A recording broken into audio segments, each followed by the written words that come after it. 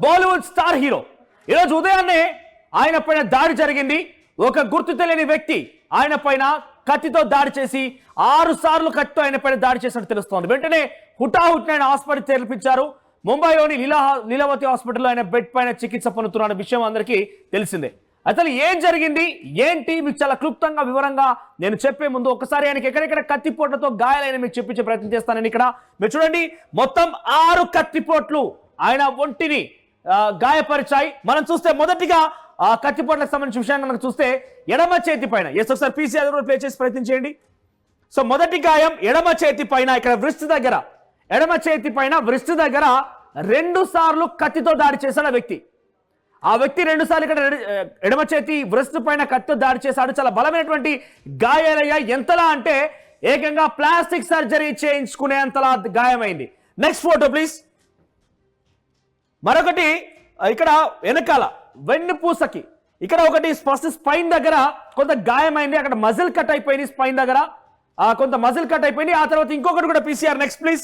Spine కి కూడా ఏకంగా స్పైన్ కి కూడా చాలా బలమైన గాయమైంది. ఎంతలా అంటే ఏకంగా స్పైన్ లోపలికి ఇలా కత్తి చాలా గట్టిగా గుచ్చుకుపోయింది. ఆ కత్తి గుచ్చుకోవడమే కాకుండా ఏకంగా అక్కడ విరిగిపోయింది కూడా. మొదట ఎడ్జ్ ఉన్నటువంటి ఆ కత్తి షార్ప్ ఫైన్ ఎడ్జ్ మొత్తం కూడా ఒక 2 ఇంచుల వరకు ఆ స్పైన్ లో విరిగిపోయింది. ఎంతలా అంటే అక్కడ స్పైన్ ని కూడా సర్జరీ చేయడం. స్పైన్ కి ఒక ఫ్లూయిడ్ ఉంటుంది, అందరికి తెలిసిందే. ఆ స్పైన్ లో ఫ్లూయిడ్ కూడా బయటికి లీక్ అయ్యేంతలా ఆ గాయమైంది. నెక్స్ట్ ఇక మెడ పైన, ఇక్కడ మెడ పైన చాలా బలమైనటువంటి గాయాలు. అక్కడ కూడా 2 చోట్ల కత్తి గాయాలు. ఒకటి వృష్టి పైన 2 సార్లు గాయాలయ్యాయి. తర్వాత వెన్నుపూస మజిల్ కట్ అవడం ఒకటి. ఆ తర్వాత వెన్నుపూసకి ఏకంగా కత్తి బలంగా గుచ్చుకోవడం ఒకటి. So 2, 4 at the same time మెడ పైన 2 గాయాలయ్యాయి. మొత్తం మీద 6 కత్తిపోట్ల గురించి తెలుస్తోంది.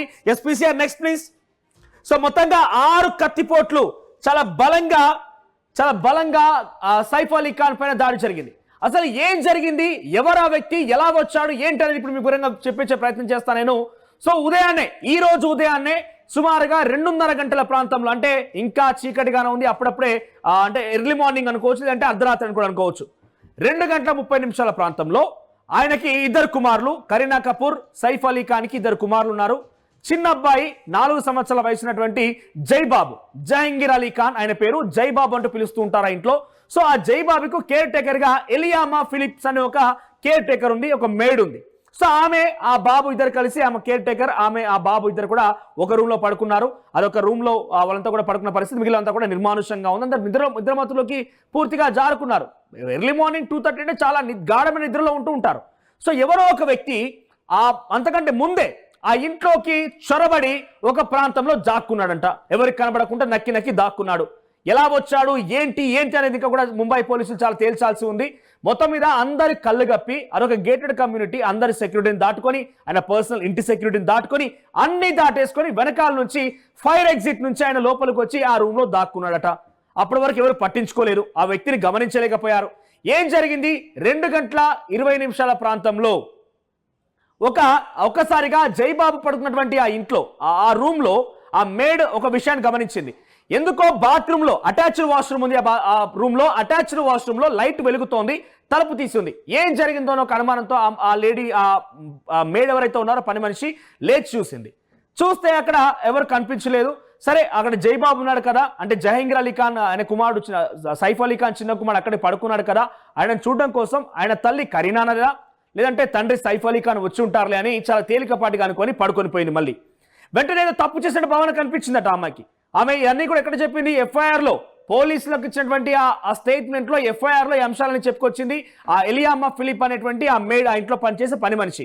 సో పడుకున్న తర్వాత వెంటనే ఏమైంది, తప్పు చేసిన భావన కలిగి వెంటనే లేచి నేను అటువైపుగా చూడసాగాను. వెంటనే నాకు ఒక నీడ కనిపించింది, మనిషి నీడ కనిపించిందట. సో మనిషి నీడ కనిపించగానే వెంటనే లేచి చూస్తే అంతలోనే ఆ వ్యక్తి ఒకరు ఆయన పైకి దూసుకొచ్చారు. మనం బేసిక్గా యాక్సెల్ బ్లేడ్ అని చెప్తూ ఉంటాం, అదే హెక్సా బ్లేడ్ అంటూ ఉంటారు టెక్నికల్ గా అయితే, యాక్సెల్ బ్లేడ్. సో ఆయన చేతిలో ఒక రస్ట్ పట్టినటువంటి, ఒక జంగు పట్టినటువంటి యాక్సెల్ బ్లేడ్ ఉందట. అది చూపించి వెంటనే పట్టుకొచ్చి మెడ మీద పెట్టేసి అరిస్తే చంపేస్తానని బెదిరించడమే కాకుండా ఎటు కదలకుండా చేశాడు, ఎవరిని బయటికి వెళ్లకుండా చేశాడు. అంతలోనే పక్కనే జైబాబు ఉన్నాడు. ఆ జహంగీర్ని పట్టుకోవడానికి వెళ్ళాను. ఆయన పట్టుకునేటువంటి సమయంలో నన్ను ఒక్కసారిగా నెట్టేశాడు. నా చేతికి కూడా ఆ యాక్సెల్ బ్లేడ్ తో గాయమైంది, నా చేతికి కూడా ఎడమ చేతికి. సో దీంతో నేను కొంత అక్కడికి వెళ్ళిపోయి మళ్ళీ సైలెంట్ గా ఉన్నాను. జైబాబుని దగ్గర తీసుకున్నాను. నీకు ఏం కావాలని అడిగితే నాకు 1 crore కావాలని చెప్పి ఇంగ్లీష్లో చెప్పాడంట. 1 crore రూపీస్ కావాలని చెప్పి ఇంగ్లీష్లో చెప్పాడంట. వెంటనే ఆమె ఇక ఆ మధ్య తోపులాట జరిగింది. గొడవ జరిగిన నేపథ్యంలోనే వారిద్దరి మధ్య అటుగా నెట్టుకోవడం లాంటి జరిగింది. ఒక్కసారిగా అరుపులు వినపడడంతో సైఫ్ అలీ ఖాన్ అక్కడి నుంచి లేచి వచ్చేసాడు. సైఫ్ అలీ ఖాన్, కరీనా కపూర్ రావడంతోనే అక్కడ ఆ వ్యక్తి వాళ్ళ నుంచి తప్పించుకునేందుకు బయటకు వచ్చేసి సైఫ్ అలీ ఖాన్ పైన ఈ రకంగా దాడి చేశాడు. 6 కత్తిపోట్లు, బ్రిస్ట్ మీద 2, మెడ భాగాన 1, వెనకాల వీపు భాగాన 1, ఆ తర్వాత వెన్నుపూసలో చాలా బలంగా కొట్టడంతో ఆ కత్తి గుచ్చుకొని అక్కడ విరిక్కుపోయింది, అది ఇరిగిపోయింది. హాస్పిటల్లో ఇప్పుడే దాన్ని ఆ వెన్నుపూసల నుంచి ఆ కత్తిని కూడా తీసుకున్నట్టు తెలుస్తోంది. సో ప్లాస్టిక్ సర్జరీ అయింది చేతికి, మెడకి, వెన్నుపూస కూడా. ఇక్కడ దీనికి కూడా చాలా క్రిటికల్ సర్జరీ అని తెలుస్తోంది. ఆయన చికిత్స తీసుకుంటున్నాడు. ఇది బయటపడడానికి చాలా సమయం పట్టే అవకాశం ఉంది. ఇందుకే ఆ వ్యక్తి ఎవరు ఏంటి అనేది ఇంకా సస్పెన్స్ గానే ఉంది. దానికోసం 10 బృందాలుగా ముంబై పోలీసులు గాలింపు చర్యలు చేపడుతున్నారు.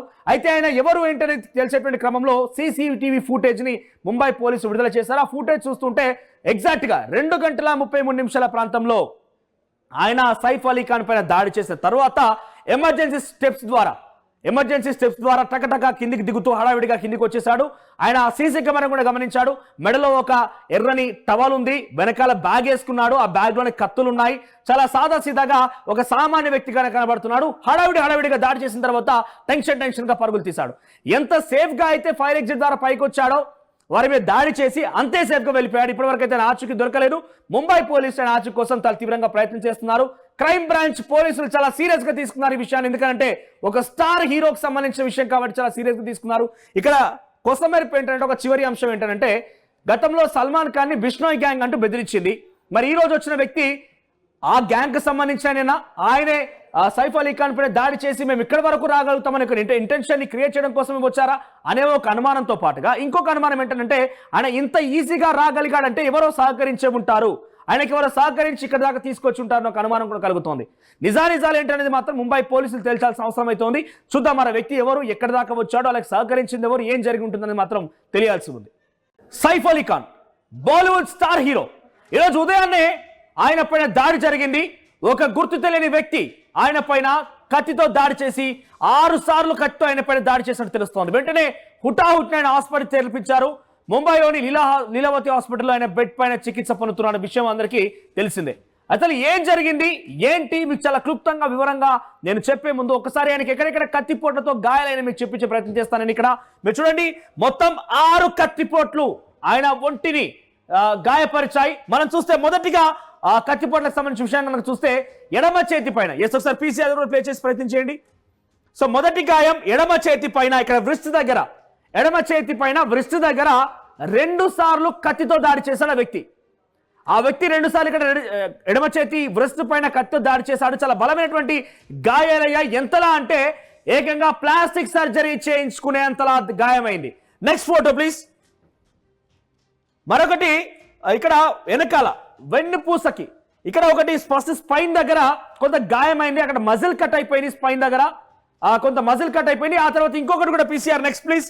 స్పైన్ కి కూడా ఏకంగా స్పైన్ కి కూడా చాలా బలమైన గాయమైంది. ఎంతలా అంటే ఏకంగా స్పైన్ లోపలికి ఇలా కత్తి చాలా గట్టిగా గుచ్చుకుపోయింది. ఆ కత్తి గుచ్చుకోవడమే కాకుండా ఏకంగా అక్కడ విరిగిపోయింది కూడా.